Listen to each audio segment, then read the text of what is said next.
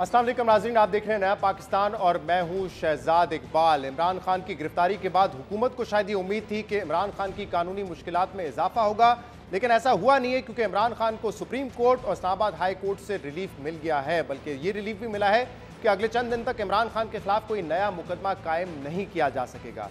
कल इमरान खान ने कौम से खिताब करते हुए ये भी कहा है कि जो पुरतशद्दुद वाक़यात हुए, जो पुरतशद्दुद मुजाहरे हुए लाहौर में, इस्लामाबाद में या मुल्क के दूसरे हिस्सों में, उससे पाकिस्तान तहरीक इंसाफ का कोई लेना देना नहीं है। पाकिस्तान तहरीक इंसाफ के लोगों के दरमियान कुछ शरपसंद अनासर को डाला गया था जिन्होंने जलाओ घेराव किया, तोड़फोड़ किया।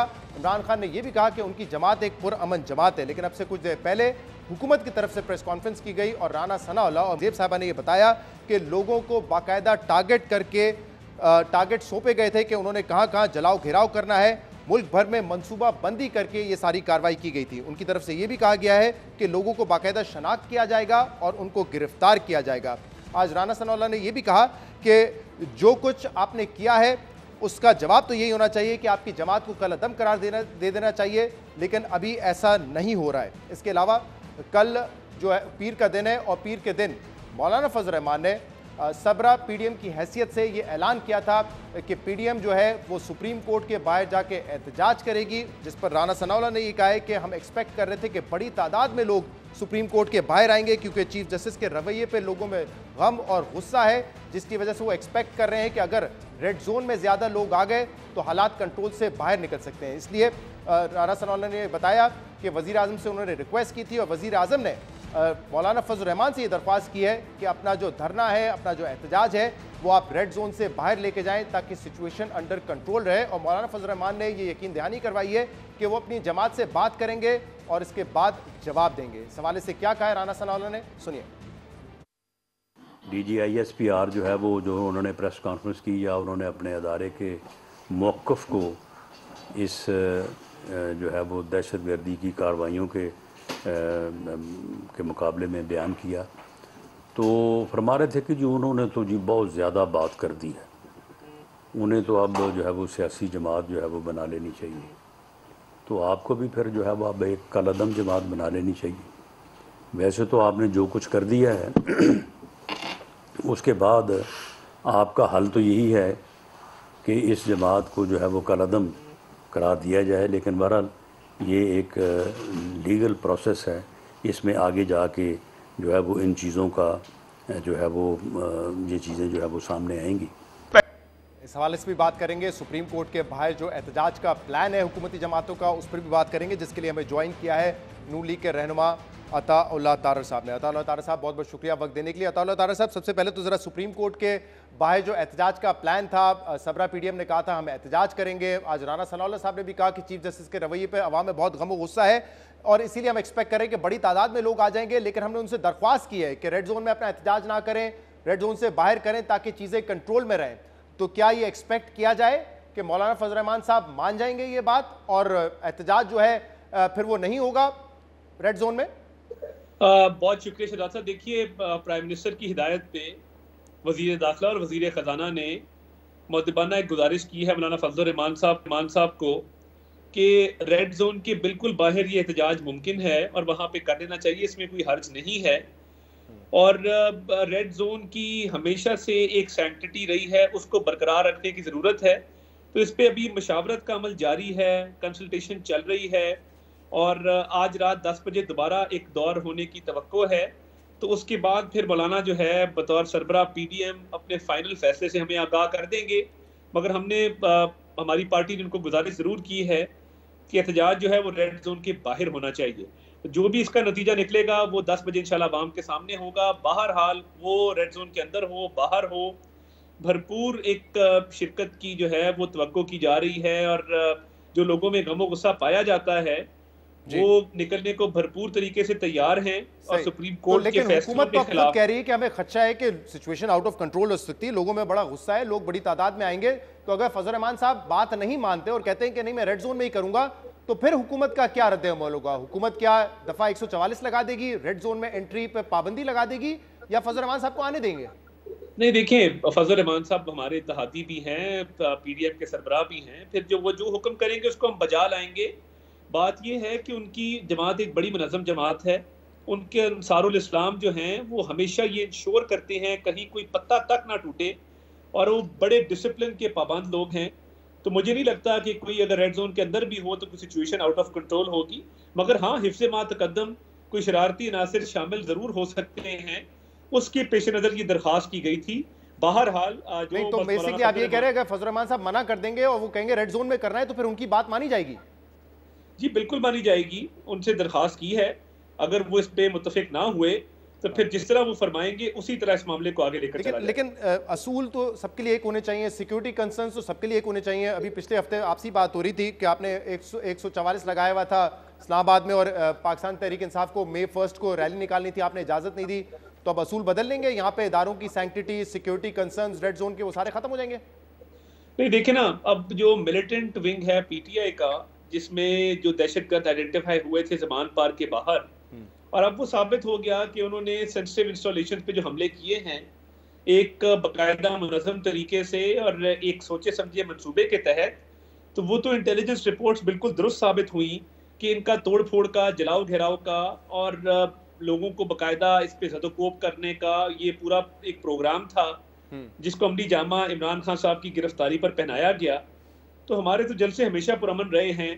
और लेकिन इस मर्तबा तो आप खुद तस्लीम कर रहे हैं ना कि बड़ा गुस्सा है लोगों में, आपको मतलब इस बात का इतराक है, लोगों में गुस्सा बहुत ज्यादा है। तो आपको पता है कि जब मॉब मेंटालिटी होती है तो फिर वो कंट्रोल में नहीं आती ना किसी के, क्योंकि इस वक्त तो इमरान खान भी ये कह रहे हैं कि देखें हमने नहीं किया, लोगों को बीच में घुसा दिया गया था, वो थे शरपसंद अनासर। तो खुदा ना खास्ता आप लोगों के लोग भी वहां पे जाएं, मॉब मेंटालिटी हो, गुस्सा ज्यादा हो, कुछ भी हो जाए, फिर आप भी इसी किस्म की दलीलें देते फिरेंगे? नहीं, मेरा नहीं ख्याल। देखिए, मैं जो अंसारुल इस्लाम वाली बात आपको की, हमने हमारे मुकम्मल अरेंजमेंट्स हैं, सिक्योरिटी अरेंजमेंट्स भी, और हमारे में ये सलाहियत है कि सेफ सिटी कैमरास की मदद से अगर कोई शरपसंद अनासर किसी के कहने पे इसमें शामिल होते हैं तो उनकी आइडेंटिफिकेशन कर दी जाएगी। हमें ऐसा कोई खदशा नहीं है। मगर हिफ्ज़ मा तकद्दम, जैसा मैंने अर्ज किया कि प्राइम मिनिस्टर ने एक इंटीरियर मिनिस्टर को कहा था और उन्होंने एक दरख्वास्त की है, तो फिर जो भी फैसला होगा। लेकिन इस बात को भी जरा गौर में रखें ना, देखें यहाँ पे इमरान खान पे ये इल्ज़ाम लगता है और ये बात काफ़ी हद तक दुरुस्त भी है कि उन्होंने अपने जलसों में लोगों को इंस्टिगेट किया है। अब सुप्रीम कोर्ट के हवाले से, उनके मौजूद जजेस के हवाले से जो आप लोग जिस किस्म की बातें कर रहे हैं कि सियासी जमात ज्वाइन कर लें, इस्तीफा दे दें, कभी सास की बात कर देते, कभी और कुछ कह देते, इंस्टिगेट तो आप भी कर रहे हैं ना। तो इसका मतलब एक तो पहले ही ये तारीख में पहली दफ़ा होगा कि सुप्रीम कोर्ट के बाहर एहतजाज हो रहा है उनके फैसलों की वजह से, और फिर उसमें आप कह रहे हैं कि आप लोगों ने जो सारी तहरीक चलाई है उनके खिलाफ, उसमें आप लोगों ने भी इंस्टिगेट किया। तो कुछ भी हो सकता है, एनीथिंग कैन हैपन, ये तो अवॉइड करने की जरूरत है। एक तो ये पहली मर्तबा नहीं है। तहरीक इंसाफ के कारकुनान ने सुप्रीम कोर्ट, जहाँ पे सुप्रीम कोर्ट ऑफ पाकिस्तान लिखा है, वहाँ पे शलवारें भी लटकाई थी, वहाँ पे भैंसें भी बांधी थी, वहाँ पे पता नहीं क्या क्या किया था, और जो पार्लियामेंट के गेट तोड़े गए थे और पीटीवी पे हमला था, ऐसा कभी भी हमारे किसी जलसे में नहीं हुआ। तो हमारे पुरअमन लोग हैं, अपना एहतजाज रिकॉर्ड करेंगे, धरना देंगे जब तक धरने की कॉल होगी, और पुरअमन तरीके से जो है वो वहां पे बैठे रहेंगे। तो जब तक कोई खदशा नहीं जब तक धरने की कॉल होगी का मतलब क्या है? क्योंकि कल ये कहा गया है फजल रहमान साहब की तरफ से कि जब तक चीफ जस्टिस साहब इस्तीफा नहीं देंगे तब तक धरना देके बैठे रहेंगे क्या? जी ऐसा ही है। इनिशियल प्लान यही है कि जो जब तक चीफ जस्टिस मुस्ताफी नहीं होंगे और बाकायदा कौम से कोई निजामत का इजहार नहीं करेंगे कि 190 मिलियन पाउंड के केस में एक नामजद मुलजिम को बुला के जो जिस्मानी रिमांड पे तहकीकाती इदारे की तहवील में था, ना सिर्फ रिलीज किया गया, उसको तमाम तर फैसिलिटीज प्रोवाइड की गई, उसके बाकी केसेस भी। अब कौन सेशन जज है इस मुल्क में जो इतनी पसली रखता है कि वो चीफ जस्टिस ऑफ पाकिस्तान के ऑर्डर्स को डिफाई करे? तमाम केसेस में स्टे ऑर्डर जारी हो चुके हैं। तो ये देखिए ना, ये एक लम्हा फिक्रिया है। ये मुझे बताइएगा जरा कि सियासी अक्ल किस बात का तकाजा करती है कि आप चीफ जस्टिस साहब से इस्तीफा मांग रहे हैं? इससे पहले परवेज मुशर्रफ ने कोशिश कर ली, आपने देखा कि जुडिशरी मूवमेंट में क्या हुआ। पाकिस्तान तहरीक इंसाफ की हुकूमत ने रेफरेंस बना के काजी फाइज ईसा पे दबाव डालने की कोशिश की, वो उल्टा पड़ गया। अब आप लोग कह रहे हैं कि हम मामलात को इस हद तक लेके जाएंगे कि धरना दे के रखेंगे जब तक चीफ जस्टिस इस्तीफा नहीं देते।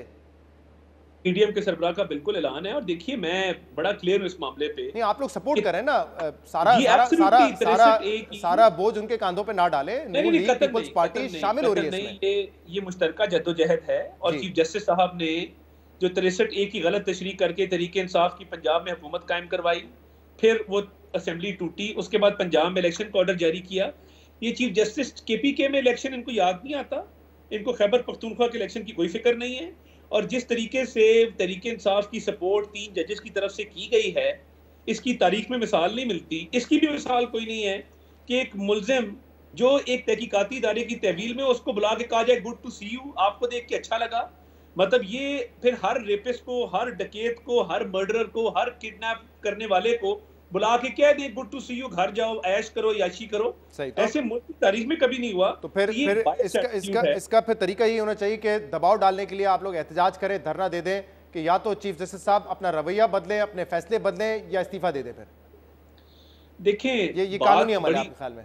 नहीं, बात बड़ी सिंपल है। मुझे आप बताएं ना, चीफ जस्टिस के खिलाफ एक रेफरेंस जो है वो पेंडिंग पड़ा है।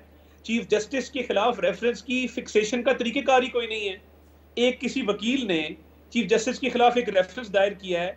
अब चीफ जस्टिस खुद अथॉरिटी हैं कि अपने खिलाफ रेफरेंस जो दायर किया गया है उसको समाअत के लिए मुकर्रर भी उन्होंने खुद करना है। वो ये नहीं कह रहे कि ये सीनियर प्यूनी जज को भेज देता हूँ, ये मैं सुप्रीम जुडिशल काउंसिल को रेफर करता हूँ, मीटिंग में ये कैसे फिक्स होना है। बज़ाहिर अली अकबर नकवी साहब के खिलाफ करप्शन के बाकायदा क्लियर और वाज़ेह सबूत हैं, उस पर भी इनके कान पे जूं नहीं रेंगती। तो मुझे बता दें कि सुप्रीम जुडिशल काउंसिल की मीटिंग्स होती नहीं है, रेफरेंसेस को समाअत के लिए मुकर्रर नहीं किया जाता, पीटीआई के हक में यके बाद दीगरे फैसले आते हैं, उनके लोगों को बुला के बाकायदा रिहाई दी जाती है।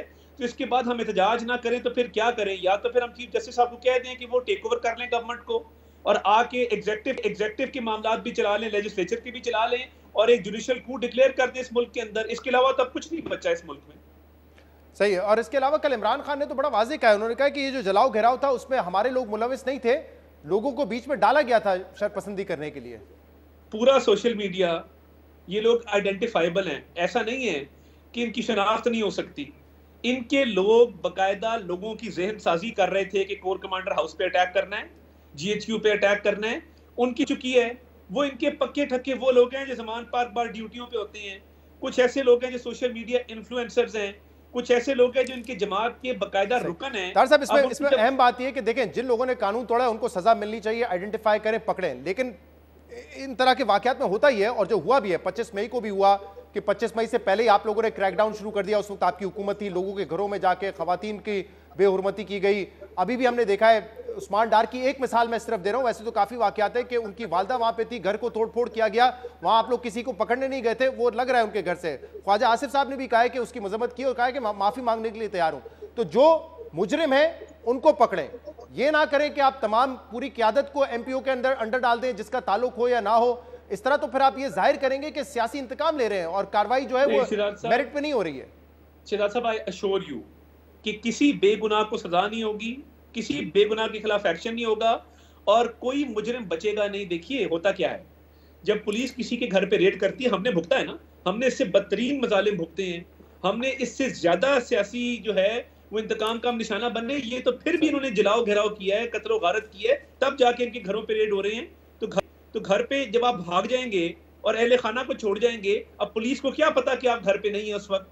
नहीं, मतलब एसी तोड़ दें आप, क्या एसी के पीछे छुपे हुए थे उस्मान डार, टीवी के पीछे छुपे थे, एलसीडी स्क्रीन तोड़ दी, फ्रिज तोड़ दिया। मतलब जो चीज जस्टिफाई नहीं करनी चाहिए वो जस्टिफाई ना करें, वरना फिर तासुर ये उभरता है कि सियासी इंतकाम कर रहे हैं और बिला वजह जस्टिफाई कर रहे हैं चीजों को। नहीं, मैं कतन ऐसी चीज को जस्टिफाई नहीं करूंगा, मगर ये बात आपके जहन में रहे कि ये वो लोग हैं जिन्होंने प्लान्ड मिलिटेंसी की, जिन्होंने प्लान्ड अटैक्स किए, जिन्होंने असला जमा किया कि इमरान खान साहब अगर गिरफ्तार होते हैं तो ये लाहे अमल अपनाया जाएगा। सही। अब जब ये सारी चीजें इन्होंने की हैं, ये इन्होंने किसी के कहने पे की। अतार साथ मौजूद है प्रोग्राम में, एक ब्रेक शामिल करेंगे, इसके बाद पाकिस्तान पीपल्स पार्टी का भी मौक़िफ़ शामिल करेंगे। हमारे साथ रहिएगा।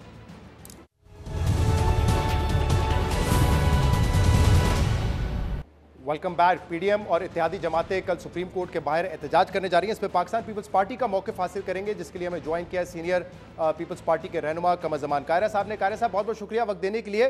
कायरा साहब, पीडीएम के सरबरा मौलाना फजल रहमान साहब ने कहा था कि सुप्रीम कोर्ट के बाहर हम एहतजाज करेंगे, पाकिस्तान पीपल्स पार्टी ने भी हिमायत की है, लेकिन पीपल्स पार्टी की क्या मशरूत हिमायत है कि अगर ये रेड जोन में हुआ तो हम नहीं करेंगे, जैसे कि हुकूमत अब उनको तजवीज़ करी कि रेड जोन से बाहर आके करें, कहीं ऐसा ना हो कि मामला हाथ के कंट्रोल से निकल जाए?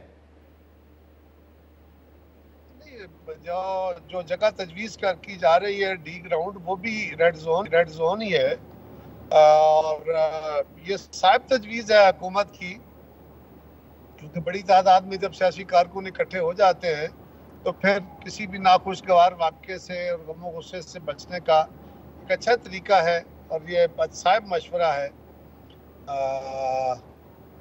लेकिन जो भी फैसला है, ये फैसला शहजाद एक मजबूरी का फैसला है।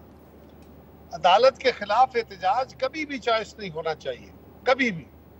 लेकिन क्या किया जाए जब आपके पास सारे रास्ते बंद हो जाएं, यानी आप अदालत में जाके अदालत से दरखास्त करें, आपको ठुकरा दिया जाए, आपकी बात ना सुनी जाए। हमारी तीनों सियासी जमातों की बात अदालत ने सुनने से इनकार किया। इसी तरह हम कोई कानून बनाते हैं, उस कानून को बनने से पहले रोक दिया गया। हमने मीडिया के जरिए बातें की, हमने अदालत में जाके इस्तदा की, हम खुद पेश हुए अदालत में, अदालत के हुक्म पे बुलाया, अदालत में हम गए और वहां भी गुजारिश की कि जी आप सियासी मामलात में ना आइए। सियासी मामलात में जब अदालतें आती हैं तो फिर क्योंकि उसके ऊपर कंट्रोवर्सीज होती है, लिहाजा अदालत मुतनाज़ होती है, ना कीजिए। जब बार बार आप इस हद तक आगे चले जाएं, एक नजीर जिसकी ना हो आप वो काम करें कि आप एक अपील में आप अपील करने वाले को इन पर्सन बुला लेते हैं, वो बंदा जिसपे 60 अरब रुपए की जो लेन देन का इशू है उसको आप बुलाते हैं और फिर जो वहां पे गुफ्तगू होती है, जिस तरह चीफ जस्टिस साहब खुद उनकी तारीफें करते हैं, प्रेजेंटरीज एक्सचेंज होती है और वो बाकी जज साहिबान को जो सवाल करना चाहते हैं उनको भी रोका जाता है। साहब आपने बड़ी तफसील से बताया कि मजबूरियां हैं आप लोगों की। कुछ हो जाए पार्लियामेंट को भी सजा, एक छोटी सी जब पार्लियामेंट को भी ना सुना जाए, शहजाद एक छोटी सी गुजारिश, जब पार्लियामेंट को भी आप ना सुने, पार्लियामेंट की करारदादा को भी ना सुने, पार्लियामेंट के कानून को भी ना माने, तो फिर एक खामोश रहने से एक एहतजाज जो है, पीसफुल एहतजाज, यही एक रास्ता रह जाता है ना सियासी हथियार के तौर पे। हम कोई और इंतजामी फैसला तो नहीं करना चाहते, करना चाह रहे हैं। एक एहतजाज जो है यही एक सॉफ्ट एहतजाज तरीकाकार है। कारी साहब आप बता रहे हैं कि कोई आइडियल नहीं होता कोर्ट के बाहर एहतजाज करना, उनके खिलाफ एहतजाज करना, ये मजबूरी है। लेकिन क्या इस वक्त पीपल्स पार्टी की मजबूरी ये भी है कि आप इत्तेहाद में हैं हुकूमत के साथ और वो एहतजाज करना चाहते हैं, कहीं और से भी दबाव है? ये मैं इसलिए पूछ रहा हूं क्योंकि पीपल्स पार्टी इस तरह के हालात भुगत चुकी है। 2008 से 2013 तक जब आपकी हुकूमत थी, बहुत सारे ऐसे फैसले किए गए अदलिया की जानिब से जिसकी वजह से आपकी हुकूमत चौक होकर रह गई। मेमो गेट का एक मिसाल है, फॉरेन सुमोटो हो गया उस पर, इसके अलावा अपॉइंटमेंट्स को रोक दिया जाता था, आपकी हुकूमत चल नहीं सकी, बेनिफिशियरी सख्तून लीग थी। लेकिन तब भी आपने कभी ये नहीं सोचा कि हम अदलिया के बाहर जाके एहतजाज करते हैं। क्या वजह है फिर इस वक्त आप एहतजाज कर रहे हैं? उस वक्त भी आपने नहीं किया। हाँ, नून लीग के हवाले से तो 1997 में एक वो वाकया भी है, उन्होंने सुप्रीम कोर्ट पे जो है हमला भी कर दिया था। पीपल्स पार्टी की तो तारीख नहीं रही, तो क्या ये भी मजबूरी है बतौर इत्तेहादी आप लोगों की? शहजाद बहुत शुक्रिया। पहले तो आपने ना अपने बात में कह दिया और बिल्कुल दुरुस्त हकीकत की निशानदेही कर दी कि हमारे खिलाफ अदालतों का क्या रवैया रहा। अब अदालत अगर अपना ये रवैया इख्तियार कर ले कि मैंने हुकूमतों को नहीं चलने देना, जिस तरह आप फरमा रहे हैं और दुरुस्त फरमा रहे हैं कि हमारे दौर में हमारे साथ होता रहा और हम उस पर भी अदालत में जाके बार बार इस्तदा करते रहे, ये हर वक्त तो नहीं हो सकता। आप बहुत सारी सियासी जमातें हैं और इस वक्त मुल्क के अंदर पारा इतना चढ़ा हुआ है। 2 साल में 149 सुमोटो केसेस लिए गए थे आपके खिलाफ। मैंने अर्ज किया कि आप दुरुस्त फरमा रहे हैं, बहुत शुक्रिया आपका, लेकिन हमारे दौर में गलत हुआ, उससे कोई सीखा गया? अदालत ने अपने वतीरे बदल लिए? Answer is no. आज मुल्क के अंदर आग लगी हुई है, एक पार्टी पाकिस्तान को मुकम्मल तौर पे बर्बाद करने, वो पाकिस्तान की सोसाइटी को, वो मईशत को, वो खारजा ताल्लुकात को, वो पाकिस्तान के कौमी इदारों को बर्बाद करने पे तुली हुई है। और फिर भी अदालत वाज़े तौर पे एक तरफ खड़ी हो जाए उनके साथ और उनकी प्रेजेंटरीज करे, उनको पॉलिटिकली बूस्ट दे, ये बात तो काबिल कबूल नहीं हो सकती ना। और फिर भी हम क्या करना चाह रहे हैं? फिर भी एक सियासी हक के तौर पे वो हक, एक छोटा सा शहजाद, वो हक जो मेरा अपोजिशन के तौर पे हुकूमत के खिलाफ, आपका हुकूमत के खिलाफ, मेरा आपके खिलाफ, हमें जो पीसफुल एहतजाज करने का हक है, वो तो हम अदलत के रवैये के खिलाफ बताते कि ये एहतजाज अगर रेड जोन में हो, फंडामेंटल राइट जो मुझे किसी दूसरे इदारे, किसी दूसरे शख्स के खिलाफ। मुख्तसर कायर साहब, अगर ये एहतजाज फजल रहमान साहब कहते हैं कि नहीं हम सुप्रीम कोर्ट के बाहर ही करेंगे, अगर ये ऐलान कर देते हैं 10 बजे के बाद, तो फिर भी पीपल्स पार्टी शामिल होगी?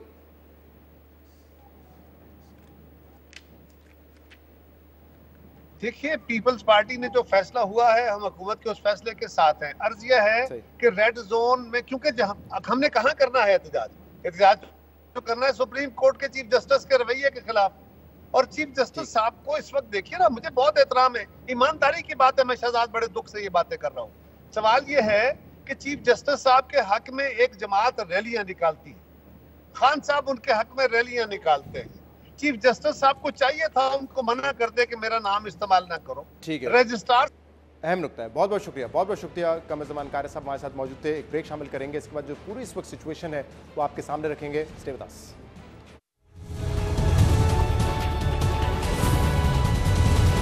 Welcome back. हुकूमत और पाकिस्तान तहरीक इंसाफ के दरमियान जारी सियासी जंग अब इमरान खान और मिलिट्री इस्टेब्लिशमेंट के दरमियान बराह रास्त जंग की शक्ल इख्तियार कर चुकी है और इस जंग में दो बड़े रियासती इदारे भी आमने सामने आ गए। हुकूमत बाज जजेस का नाम लेकर उन पर इमरान खान की सहूलतकारी का इल्जाम लगा रही है और उन्हें पाकिस्तान तहरीक इंसाफ ज्वाइन करने के ताने दिए जा रहे हैं। तो दूसरी तरफ इमरान खान भी मिलिट्री इस्टेब्लिशमेंट के बाज अफसरान पर जानिबदारी का इल्जाम लगाकर उन्हें सियासी जमात बनाने का मशवरा दे रहे हैं। चेयरमैन पाकिस्तान तहरीक इंसाफ इमरान खान का यह इल्जाम है कि उनकी गिरफ्तारी, उनके और पार्टी रहनुमाओं के खिलाफ जो केसेस बनाए गए और कारकुनों पे जो तशद्दुद किया जा रहा है उसके पीछे मिलिट्री इस्टेब्लिशमेंट है। इमरान खान पहले तो इन तमाम कार्रवाइयों का इल्जाम एक सीनियर इंटेलिजेंस ऑफिसर पर लगाते थे, मगर अब उन्होंने इसका जिम्मेदार बराह रास्त आर्मी चीफ को करार देना शुरू कर दिया है। और कल भी इमरान खान ने गैर मुल्की मीडिया को इंटरव्यू में अपनी गिरफ्तारियों का जिम्मेदार आर्मी चीफ को करार दिया। मगर दूसरी तरफ हुकूमत का यह मौक़िफ़ है कि इमरान खान के खिलाफ किसी किस्म की इंतकामी कार्रवाई नहीं हो रही, बल्कि अब तक जो केसेस बनाए गए हैं और जो कार्रवाइयाँ हो रही हैं वो सब जायज़ और कानून के मुताबिक हैं। लेकिन अदलिया में बाज़ जजेस हैं जो इमरान खान की सहूलतकारी कर रहे हैं और इमरान खान को ऐसा रिलीफ दे रहे हैं, उनके हक में ऐसे फैसले दिए जा रहे हैं जिसकी कोई मिसाल नहीं मिलती। यानी पाकिस्तान तहरीक इंसाफ और PDM के दरमियान जो सियासी जंग तवील अरसे से जारी थी, उसमें अब इदारे भी बराह रास्त मुलविस हो चुके हैं, बैटल लाइंस ड्रॉ हो चुकी हैं। लेकिन इस लड़ाई में किसकी जीत होगी, किसकी हार होगी, किसी को नहीं पता। लेकिन यह जरूर पता है कि इस लड़ाई में नुकसान मुल्क और कौम का होगा। इमरान खान की गिरफ्तारी के बाद PTI के पुरतशद्दुद मुजाहरों के नतीजे में core commander house, GHQ, radio Pakistan जैसी अहम और हसास मकामात पर हमले किए गए, जलाओ घेराव हुआ, मगर इसके बाद भी इमरान खान की कानूनी मुश्किलात बढ़ने के बजाय कम हो गई हैं। अदालतों से उन्हें गैर मामूली रिलीफ मिल रहा है, जिसके जवाब में अब PDM ने भी अदलिया पर मजीद दबाव बढ़ाने के लिए कल सुप्रीम कोर्ट के बाहर धरने देने का ऐलान किया है। जबकि वजीर आजम और आर्मी चीफ ने इन पुरतशद्दुद मुजाहिरों के जिम्मेदारों, सहूलतकारों, मनसूबा साजों को इंसाफ के कटहरे में लाने का ऐलान किया है। हुकूमत को यह यकीन है कि 9 मई के वाकयात में पाकिस्तान तहरीक इंसाफ की क़ियादत बराह रास्त मुलविस है, मगर कल चेयरमैन पाकिस्तान तहरीक इंसाफ इमरान खान ने यह वाज़ेह किया है कि उन वाकयात से मेरा कोई नहीं है और 9 मई को जो पुरतशद्दुद मुजाहरे हुए उसकी जिम्मेदारी पाकिस्तान तहरीक इंसाफ पे नहीं बल्कि वो शरपसंद अनासिर पे आती है जिनको जानबूझकर पाकिस्तान तहरीक इंसाफ की सफ़ों में शामिल किया गया था।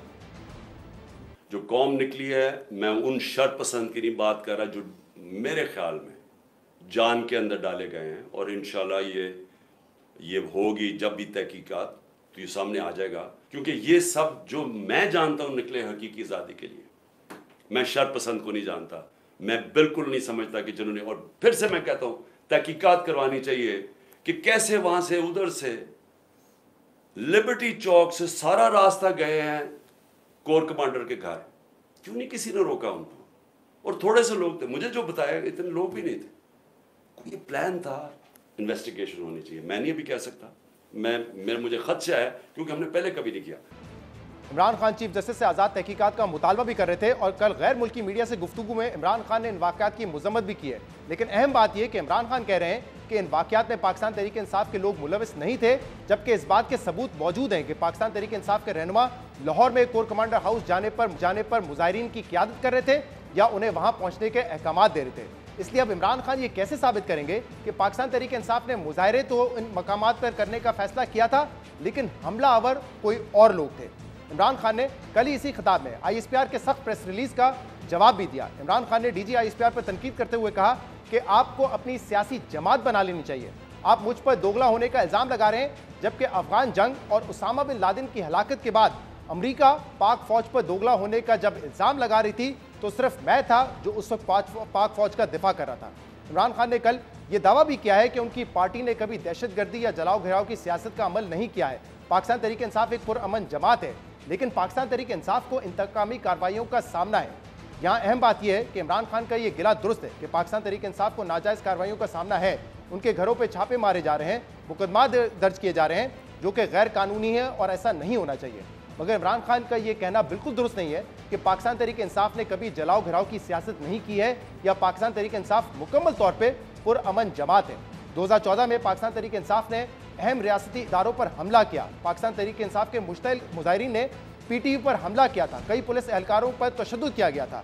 इसके अलावा पिछले साल 25 मई को भी इस्लामाबाद में पाकिस्तान तहरीक इंसाफ के कारकुनों ने जलाओ घेराव किया था, जबकि 2 माह पहले पुलिस को इमरान खान की गिरफ्तारी से रोकने के लिए पाकिस्तान तहरीक इंसाफ के कारकुनों ने जमान पार्क में पुलिस पर पेट्रोल बमों से हमले किए थे। और कल इमरान खान ने पाकिस्तान तहरीक इंसाफ के कारकुनों की तरफ से पुलिस पर पेट्रोल बम फेंकने के अमल का भी जवाब पेश कर दिया। उन्होंने कल कहा कि पुलिस पर पेट्रोल बम तो फ्रांस में भी फेंके जाते थे, मगर ऐसा करने पर उन्हें गिरफ्तार नहीं किया जाता था, घरों पर छापे नहीं मारे जाते थे।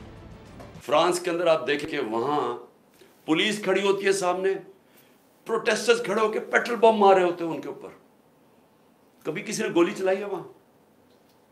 कभी किसी के घरों में जाके लोगों को उठाया, गिरफ्तार किया है? वो जब सामने होते, कभी कभी कोई लाइन क्रॉस करता है वहां, तब तो गिरफ्तारी हो जाती है। घरों में छापे मारते, आज सबके घरों में छापे पड़ रहे हैं। हैरानी की बात यह कि इमरान खान पेट्रोल बमों से हमले का भी जवाब पेश कर रहे हैं। बहरहाल इस वक्त इमरान खान और मिलिट्री एस्टैब्लिशमेंट के दरमियान खुली लड़ाई है और अब ये जंग उस नहज पर आ गई है जहां एक शख्स दूसरे को कबूल कर रहे हैं और दूसरा शख्स तीसरे को तस्लीम करने के लिए तैयार नहीं है। और ऐसी लड़ाई या इख्तलाफात का हल आमतौर पर मुज़ाकरात से नहीं निकलता है। इस किस्म की लड़ाई का खात्मा आमतौर पर किसी एक की जीत और दूसरे की शिकत से होता है। मगर इस जंग में मुल्क की मईशत, माशरत, आइन और कानून दाव पर लगा है और खदशा है कि इदारों के दरमियान इस जंग और इदारों के अंदर पैदा होने वाली तकसीम से कहीं पूरा सियासी निज़ाम ही दाव पर ना लग जाए। इमरान खान को अब तक अदालतों और ख़ास तौर पर सुप्रीम कोर्ट से रिलीफ मिल रहा है, मगर 4 माह बाद चीफ जस्टिस उमर अता बंदियाल की मुद्दत मुलाजमत पूरी हो जाएगी, जिनके बाद जस्टिस काजी फाइज ईसा नए चीफ जस्टिस होंगे। वही जस्टिस काजी फाइज ईसा जिन्हें पाकिस्तान तहरीक इंसाफ की हुकूमत ने अपने ओहदे से हटाने की कोशिश की थी और जस्टिस काजी फाइज ईसा और उनकी अहलिया ने पाकिस्तान तहरीक इंसाफ की हुकूमत पर उनकी जासूसी का इल्ज़ाम लगाया था। और अब यही जस्टिस काजी फाइज ईसा 4 माह बाद सुप्रीम कोर्ट के चीफ जस्टिस होंगे। हम इन तमाम मामलों पर बात करेंगे, जिसके लिए हमें ज्वाइन किया है सीनियर शाहजेब खानजादा ने।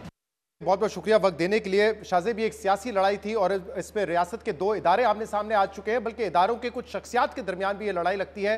तो क्या आपको लगता है कि इस किस्म की जब लड़ाई हो तो मुज़ाकरात के जरिए उसका हल निकल सकता है, या इस किस्म की लड़ाई में जहाँ पे एक ज्यादती लड़ाई भी लगती हो उसमें फिर कोई हारता है कोई जीतता है तभी ये मामला खत्म होता है? कैसे देखते हैं पूरे सिनेरियो को आप? हल निकल सकता है और मुज़ाकरात से इसलिए नहीं निकल सकता क्योंकि ज़ाहिर खान साहब एक ही चीज़ चाहते हैं, वो चीज़ ये है कि मैं वज़ीर आज़म हूँ और फिर वज़ीर आज़म होने की सूरत में ऐसा वज़ीर आज़म हूँ जहाँ जुडिशरी अगर मेरे हक में फैसला दे तो दुरुस्त, BT ISI हो तो जनरल शाहिद हमीद जैसा हो या जनरल बाजवा आर्मी चीफ हो तो 2021 से पहले वाले हो, तो बड़ा मुश्किल है मेरे ख्याल में कि यहाँ से मामला तय पा सकें। लड़ाई पर्सनल भी हो गई है, जाहिर है जो जिस किस्म के मामला पिछले 1 साल के अंदर चले हैं। आप ये याद रखें कि सफर 1 साल पहले खान साहब ने शुरू किया था, ये कह कि अमेरिका ने साजिश की है और फौज ने ज्यादती की है एक आईनी प्रोसेस को ना रोक कर, जो कि नो कॉन्फिडेंस का था। 1 साल बाद खान साहब प्रोटेस्ट कर रहे हैं ये कहकर कि आइन की पासदारी और आइन की बालादस्ती के लिए मैं अपनी स्ट्रगल कर रहा हूं, क्योंकि वो अमेरिका के साथ अपने मामला तय कर चुके हैं, लॉबिंग कर चुके हैं। अमेरिका पर इल्जाम नहीं है, इल्जाम जनरल बाजवा पर है। तो 1 साल पहले वो फौज से कह रहे थे कि आईनी अमल रोको, मेरा साथ दो। 1 साल बाद वो फौज से कह रहे हैं कि आईनी अमल था, आपने वो सारा का सारा काम ही आपका किया हुआ था, अमेरिका को तो उसमें कोई कसूर नहीं था। तो ये हो रहा है। लेकिन दूसरी तरफ जो इमरान खान साहब का पॉइंट ऑफ व्यू है, कल उन्होंने जो स्काई टीवी को इंटरव्यू दिया उसमें वो कह रहे हैं कि मुझे किसी किस्म की सपोर्ट नहीं चाहिए, लेकिन जो हमारे खिलाफ कार्रवाइयां हो रही हैं, क्योंकि ये सारी कार्रवाइयों की करप्शन का मामला नहीं है, वो मुझे नाअहल करना चाहते हैं, अरेस्ट करना चाहते हैं। तो ये इमरान खान साहब का जो खदशा है, क्या ये दुरुस्त है? तो क्या दूसरी तरफ भी क्या किसी ना किसी को पीछे हटना पड़ेगा? देखिए, खदशा तो दुरुस्त है शहजाद, इस बात में ये तय है कि खान साहब को खुद भी पता है कि किस तरीके से उनको इक़्तिदार में लाने के लिए नवाज शरीफ साहब को टारगेट किया गया था। जैसा कुछ नहीं हुआ, जिस तरीके से दीगर जमातों को गिरफ्तारियां की गई, जिस तरीके से उन्हें टारगेट किया गया उस जमाने में। आज तो अदालत इमरान खान साहब को जमानतें देने की ऑप्शन दिखती है। उस जमाने में तो अदालत ब्लैक लॉ डिक्शनरी खोलती थी कि नवाज शरीफ साहब को डिस्क्वालीफाई कैसे करना है और बेटी समेत जेल में कैसे डालना है। तो टाइम बदला हुआ है। इमरान खान साहब को पता है कि एस्टैब्लिशमेंट का एक ही तरीका है, एक ही पैटर्न है कि जब उनकी किसी सियासतदान से नहीं होती है तो वो उसे सिस्टम से बाहर रखना चाहते हैं, उसके लिए अदालत को इस्तेमाल करते हैं। मगर अदालत इस वक्त इमरान खान साहब के साथ है, जो लोगों के साथ नहीं हुआ करती थी माजी में, इस्टेब्लिशमें के साथ मिलकर अदालत हिस्सा टारगेटिंग का आज नहीं है। तो खान साहब को पता है और जाहिर और गलत नहीं पता है कि उन्हें सिस्टम से बाहर रखने के लिए इस वक्त पूरा का पूरा प्लान किया जा रहा है। और आपको लग रहा है कि जो इस वक्त हो रहा है वो वही प्लेबुक है जो पाकिस्तान में माजी में भी देखी गई है, या कुछ मुख्तलिफ हो रहा है? क्योंकि आमतौर पे हमने देखा है जब पाकिस्तान में माजी में सजाएं हुई हैं, वज़ीर आज़म को अदालतों के जरिए या डिस्क्वालीफाई किया गया है, या कंटेम्प्ट के केसेस हुए हैं, या इवन अगर कू हुए हैं तो अदालतों ने उसको सपोर्ट किया है क्योंकि उनको सपोर्ट होती थी इस्टेब्लिशमेंट की। इस वक्त तो हम देख रहे हैं कि ये दोनों इदारे भी एक पेज पर तो नहीं नजर आ रहे, तो क्या आपको कुछ मुख्तलिफ होता हुआ नजर आ रहा है, और क्या इस वजह से जो आउटकम है वो भी क्या मुख्तलिफ होगा? इसीलिए आउटकम अनसर्टेन हुआ है शहजाद के जो इदारा है अदलिया का। इमरान खान साहब इस्टेब्लिशमेंट से जब उन्होंने राहें जुदा की हैं तो वो ये बता के गए इस्टेब्लिशमेंट को कि आप जिस मीडिया के जिस हिस्से को और अदलिया में जजिस के जिस हिस्से को इस्तेमाल करते थे सियासतदानों को टारगेट करने के लिए, और उन दोनों को मैं अपने साथ ले गया हूँ। इस एस्टैब्लिशमेंट को नहीं समझ में आ रही है कि जो जुडिशल मैनेजमेंट वो क्या करते थे और जो मीडिया मैनेजमेंट वो क्या करते थे, वो किस तरीके से करे, क्योंकि जो उनके असासे थे वो इमरान खान साहब के असासे बन गए हैं और खान साहब उनको यूज कर रहे हैं। अब कल खान साहब कह रहे थे कि DGISPR साहब आप नई पार्टी बना लें, अगर आपका ये मसला है तो आप खुद एक सियासी जमात खोल लें। DGISPR ये जवाब दे सकते हैं उन्हें कि सियासी जमात तो हमने बनाई थी, मगर अब भुगतना पड़ रहा है, बड़े बुरे हालात हो रहे हैं। अब से पिछले पिछले DGISPR चुनाव आपको याद होगा इमरान खान साहब इलेक्शन जीता करते थे और आवाम को बताते थे और मीडिया को कि 6 महीने तक आपने पॉलिटिक रिपोर्टिंग करनी है। तो सब बदल गया है। अब खान साहब उन्हें बता रहे हैं कि आप एक सियासी जमात बना लें अगर आपको ऐसी बातें करनी। और आपको क्या लग रहा है अब ये मामला इसी तरह चलते रहेंगे? क्योंकि देखिए, एक तरफ इमरान खान साहब को अदलिया से रिलीफ मिल रहा है और हुकूमत का कहना है कि क्योंकि चीफ जस्टिस साहब हम ख्याल बेंच बनाते हैं इसीलिए, और वो सपोर्ट करते हैं इमरान खान को। अब ये तो हुकूमत खुल के कह रही है कि आपको चाहिए कि इस्तीफा दें और पाकिस्तान तहरीक इंसाफ ज्वाइन कर लें।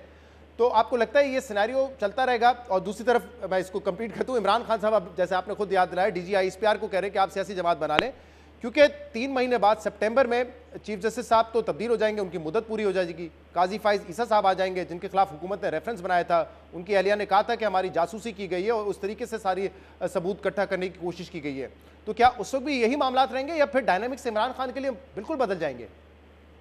देखिए, जैसे फाइज साहब से अगर हुकूमत या एस्टैब्लिशमेंट को ये तवक्को है कि वो किसी भी गैर आईनी कदम की सपोर्ट कर देंगे, तो ये तो होने वाला नहीं है। ना जस्टिस मंसूर अली शाह से हो सकता है, ना जस्टिस असद मिन अल्लाह से हो सकता है, ना जस्टिस याया अफरीदी से, ना जस्टिस सरदार साहब से, ना जस्टिस मंदूक खेल से। ये जरूर है कि इमरान खान साहब को जो अनप्रेसिडेंटेड सपोर्ट मिल रही है, और वो सपोर्ट इस तरह है शहजाद कि पहले अदालत बहाने ढूंढती थी मुंतखब वजीर आजम को कन्विक्ट करने के रवैया हमने देखा था। अब मसला यह है कि जमानतें देनी चाहिए, जाहिर इमरान खान साहब को बगैर कुछ साबित हुए खामखा जेल में नहीं डाला जाना चाहिए, मगर अदालतें तहकीकात की राह में भी रुकावट बन रही हैं। तो एक मुकम्मल तौर पर 180 डिग्री की शिफ्ट है। एस्टैब्लिशमेंट को चैलेंज भी इसीलिए है कि उन्हें पता है कि ऐसा नहीं है कि इमरान खान साहब के साथ काम हो सकता है, क्योंकि एस्टैब्लिशमेंट जाहिर है हमें नजर आया है कि वो तो सारे पॉलिटिकल प्रोसेस को कंट्रोल करती रही है पाकिस्तान में। इमरान खान साहब तो चाहते हैं कि DGISI अगर ये कहे, जब मैं उससे पूछूं कि इस मुल्क का मसला क्या है और वो कहे कि इकोनॉमी और सियासी डिवाइड मसला है, तो मैं उसे बताऊं कि अपोजिशन मसला है तो वो हाँ कहे। जनरल आसिम मुनीर का भी वाकया हमने देखा। तो इसमें एस्टैब्लिशमेंट के लिए बहुत बड़ा चैलेंज है कि जिस तरीके से वो पॉलिटिकल प्रोसेस को मनूवर करते रहे हैं वो बिल्कुल उलट उनको पड़ रहा है, और वही मनूवर करके इमरान खान साहब को लाए थे और इमरान खान साहब उनको उलट पड़ गए, तो डील करना बड़ा मुश्किल लग रहा है। बहुत बहुत शुक्रिया शाहजेब खानजादा। हमारे साथ प्रोग्राम में एक ब्रेक शामिल करते हैं। आज 14 मई है, पंजाब में आज इलेक्शन का हुक्म दिया था सुप्रीम कोर्ट में, इलेक्शन नहीं हुए हैं, इस हवाले से हम बात करेंगे एक ब्रेक के बाद।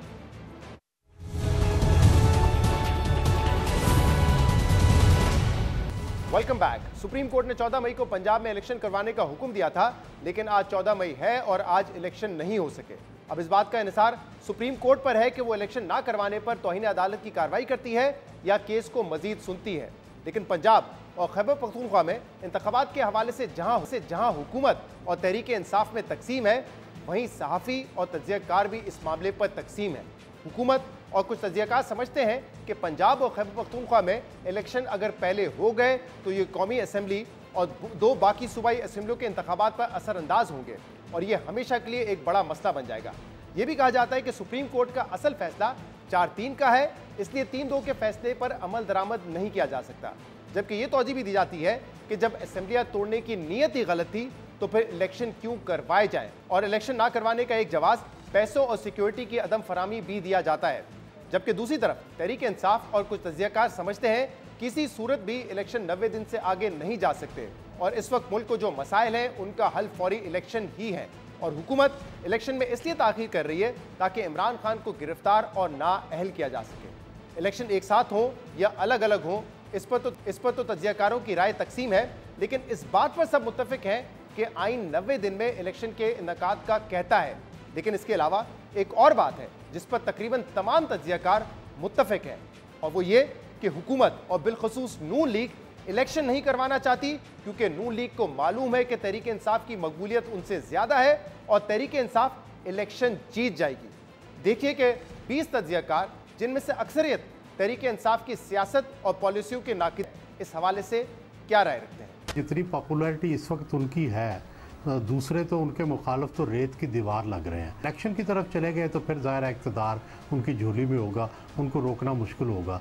लेकिन ज़ाहिर है दूसरी तरफ PDM को ये पता है कि हम अगर इलेक्शन में गए अभी तो हमको इबरतनाक शिकस्त होगी, इसलिए वो इलेक्शन से दूरी चाहते हैं। PTI वाले क्यों कहते हैं बार बार कि इलेक्शन करवाएं? उनको पता है पंजाब में हमें मेजॉरिटी मिल जाएगी, खैबर पख्तूनख्वा में भी मिल जाएगी, और जिसको पता है कि अगर इलेक्शन हो गया फौरी तौर पे तो हमारे तो बखिए उधड़ जाएंगे, और हमारी तो वोटर जो हैं वो जो पेट्रोल की कीमतों में हमने इतना इजाफा किया है और महंगाई का तूफ़ान लेके आए हैं, तो हमारी तो वोटर ने हमारे खिलाफ बदला लेना है, इंतकाम लेना है वोट के ज़रिए, तो भाग रहे हैं वो इलेक्शन से। इमरान खान की मौजूदा हालात में बढ़ती हुई मकबूलियत और शहबाज हुकूमत की 11 माह की कारकर्दगी की वजह से नवाज शरीफ अपनी फौरी वापसी और फौरी इंतखाबात के हामी नहीं, बल्कि शहबाज हुकूमत के लिए फेस सेविंग के मतलाशी हैं। PDM है और आपको ये लगे कि इलेक्शन इमरान खान जीतेगा, क्या आप 5 साल इमरान खान के नीचे रहना चाहेंगे? गवर्नमेंट वुड लाइक कि यार भले निज़ाम गिर जाए।